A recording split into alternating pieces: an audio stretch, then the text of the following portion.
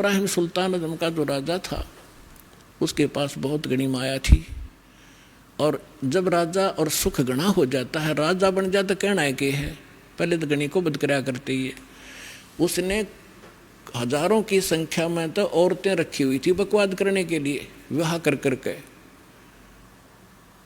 और को बद कितनी कराया करता इससे अंदाजा लगाया जा सकता है। लेकिन चाह भगवान की फिर भी थी। आज थोड़ा समय थोड़ा शॉर्ट में बताऊंगा। जो दास बताना चाह रहा था कि आप तो माया मांगनाओ हो, और परमात्मा ने जिसका मोक्ष किया वो माया से अलग किया। अब एक दिन किसी संत ने उस इब्राहिम सुल्तान आज़म के साथ धोखा कर दिया, एक अंगूठी नकली दे दी, असली छुपा ली। फिर उसका पता लगा तो इब्राहिम सुल्तान आज़म को संतों से नफरत होगी, और जितने भी आसपास के साधु संत थे जेल में डलवा दिए, और चक्की पीसने का काम ड्यूटी सजा दिया करते थे, और चक्की का आटा अपने घोड़े गाड़ों को, जनता को, और वो क्या नाम है सेना को खिलाया करते थे। जैसा भी अपने आत्मा जो भी व्यक्ति भक्त परमात्मा के लिए निकला है, वो चाहे किसी की पूजा कर रहा है, और जब वो आखिर में रोता है ना, वह आत्मा रोती है, तो आत्मा का साथी वो कबीर भगवान है। जब उसने देखा कि भगवान के लिए निकले थे ये 100-200 भक्त, और ये इसने जेल में ठोक दिया नालायक ने, और वो भी भगत परमात्मा का था, पूर्व जन्म का उसके कर्म बिगड़े थे। तो वहाँ पहुँच गए दाता। उसने क्या प्रश्न किया था, इब्राहिम सुल्तान ये प्रश्न करता था कि तूने भगवान देखा है? अल्लाह कहाँ है, कैसा है, तो मुझे दिखा, मुझे बता।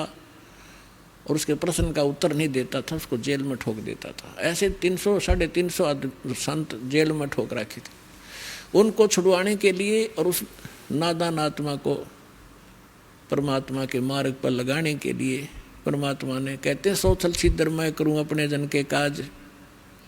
एक रबहारी बनकर ऊँट, जैसे राजस्थान के व्यक्ति आते थे हमारे यहाँ, ऊँटों वाले काफ़ी काफिला लेकर आते थे।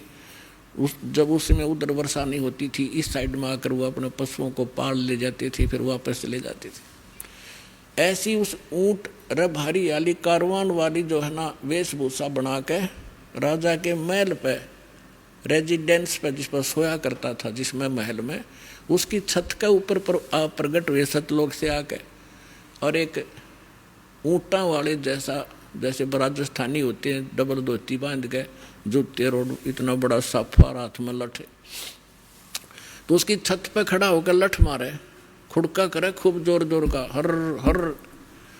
अब राजा की छत पर तो चिड़िया भी नहीं बोल सकती, और उन्होंने खूब खड़ा कर रखा।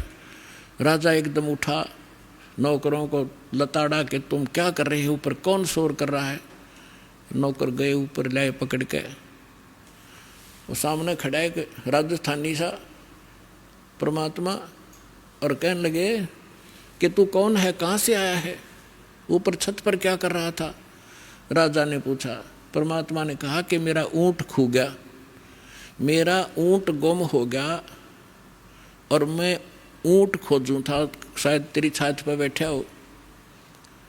तो राजा हंसा उसकी मूर्खता पे, कहने लगा अरे मूर्ख, ऊँट कभी छत पर जा सकता है, तेरी अकल मारेगी, ऊँट मिलेगा कहीं जंगल में, खोज वहाँ जा करके। तो परमात्मा ने कहा कि जिस प्रकार ऊँट छत पर नहीं मिल सकता, क्वाइट इम्पॉसिबल, इसी प्रकार जिस प्रकार तू बकवाद कर रहा है, ऐसे अल्लाह प्राप्त नहीं हो सकता। और न्यों कह के अंतर ध्यान हो गए। उसी समय अब सामने बात कर रहा आदमी ना दिखे, कलेजा तुम्हें फट जाए, आधा तो आदमी का कलेजा हिल जाए, वो बेहोश हो गया राजा। उधर से परमात्मा, वो तो राजा को लागे उपचार में करने, वहां पहुंच गया जहां वो चक्की पीस रहे थे जेल में। कौन? उसके भक्त। परमात्मा देखो पुण्यात्माओं, अब आपको ज्ञान होगा ना। पहले हमने जो सुख होता हम सोचा करते कृष्ण जी ने कर दिया, हनुमान जी ने कर दिया, करने वाले का था। कहते हैं जगत का पेखना पेख्या, धनी का नाम ना लेखा। गीता अध्याय नंबर 15 के श्लोक नंबर 16 और 17 में 3 पुरुष बताए हैं, एक सर पुरुष एक अक्षर पुरुष। लेकिन इनसे हटकर जो उत्तम पुरुष है, वो तीनों लोकों में प्रवेश करके सबका धारण पोषण करता है, यानी सबके दुख सुख वही निमेटता है। वो अव्यय ईश्वर है, वो परमात्मा परम अक्षर ब्रह्म सत्य पुरुष कबीर साहब है। तो वहाँ जा करके उन सिपाहियों से कहा कि भाई औलदारो, मैं भी आ गया और तुम्हारे राजा ने जेल कर दी मेरी, मैं भी साधु हूँ, साधु वेशभूषा बना ली वहाँ जाके। तो सिपाही बोले ठीक है भाई, एक चक्की तू लग जा, पीछे हट बैठ।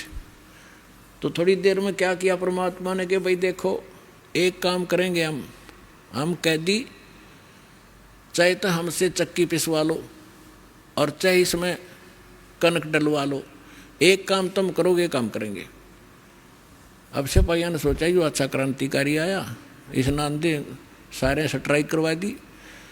तुमको दुख हुआ कि इसको सीधा करेंगे। अब कहने लगे हम कणक डालेंगे चक्की में और तुम पीसो। उन्होंने सोचा पहले दिन को 2-3 घंटे में छोड़ देते थे, आज शाम तक रगड़ेंगे। अब परमात्मा वो बैठ के ठीक है भाई तुम आ जाओ, एक के खड़े हो जाओ चक्की के साथ साथ। कहने लगे हम आप डालते रहेंगे घूम फिर के, तुम शुरू करो। परमात्मा बोले खड़े हो जाओ, वे सारे खड़े हो गए और आंखें बंद कर लो। वो महात्मा खड़े हो गए, आंखें बंद कर ली। परमात्मा के हाथ में एक डंडी थी छोटी सी सोटी, उसने अपने हिस्से वाली चक्की के किले के हैंडल के ऐसे लगा दिया कि चलो स्टार्ट करो सारी। वो एक 360 चक्की बताओ अपने आप घूमने लाएगी ना, फुल स्पीड से, बिजली की भी ना चला इतनी तेज। और परमात्मा बोले ले औलदारो, इसमें डाल लो और टर पीस लो, गेहूँ डालो और पीस लो, हम चले। तो उन्होंने कहा कि आंखें बंद करो, उन्होंने सारे आँख बंद कर ली। परमात्मा ने कहा आंखें खोलो। राजा के उस स्थान से लगभग 1 किलोमीटर दूर जंगल में सारे खड़े पाए और कहने लगे भाग जाओ यहाँ से, इस नालायक के राज में फिर मत आ जाना। अब वो चक्की अपने आप चल रही है, सारे सैनिक वो कैदी बाज गए। अब सैनिका ने सोची अब तुम मर गए भाई, जो राजा तुमने गड़ेगा, जो कहा तुमने भगा दिए जानबूझ गए। भागे गए 1-2 के राजा से हो गया। अब परमात्मा ने वो चक्की चालू राखी, कदे राजा ने दुखी करे, अब तुमने जान के निकाल दिए। तब राजा को पता चला, राजा देखने आया कि चक्की अपने आप चल रही है। जब चक्की बंद हुई, जब राजा ने देख ली, इतने दयालु है ये, किसी पर दुख नहीं आने देते कि सैनिकों तंग करेगा, नालायक आदमी अपने कर्म बिगाड़ेगा।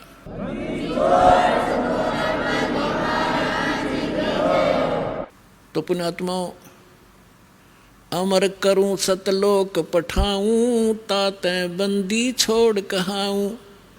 ये काफ़ी लंबी कथा, समय थोड़ा रह गया, फिर बताएंगे कभी। कहने का भाव ये है कि परमात्मा ने उसको लास्ट में ऐसा विवश कर दिया कि उसने जहर दिखाई देने लगी। अब माया जिसके ऊपर बैठ के वो खुशी मना रहा था और एक दिन वो घर त्याग के चला गया। तो परमात्मा रास्ते में फिर मिले उसको कि बेटा घर त्यागना तो भगवान नहीं मिलेगा, आपने आत्मा से इस माया को त्यागना पड़ेगा, इसके विकार, इसके हानि से परिचित हो जा तू और जा फिर वापस राज कर सकता, ये मंत्र दे दे।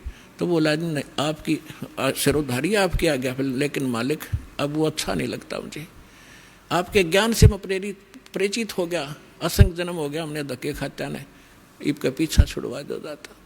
तो पुण्यात्माओं, एक दिन आपको कि ऐसी स्थिति हो जाएगी, आपने यू हलवा कति अच्छा नहीं लगेगा और आप अपने आप स्थिर हो जाओगे, आपकी आत्मा, और केवल परमात्मा के अतिरिक्त लास्ट में आपने कुछ नहीं दिखेगा, और यही मोक्ष का कारण है। तो आपको सभी मोक्ष होगा।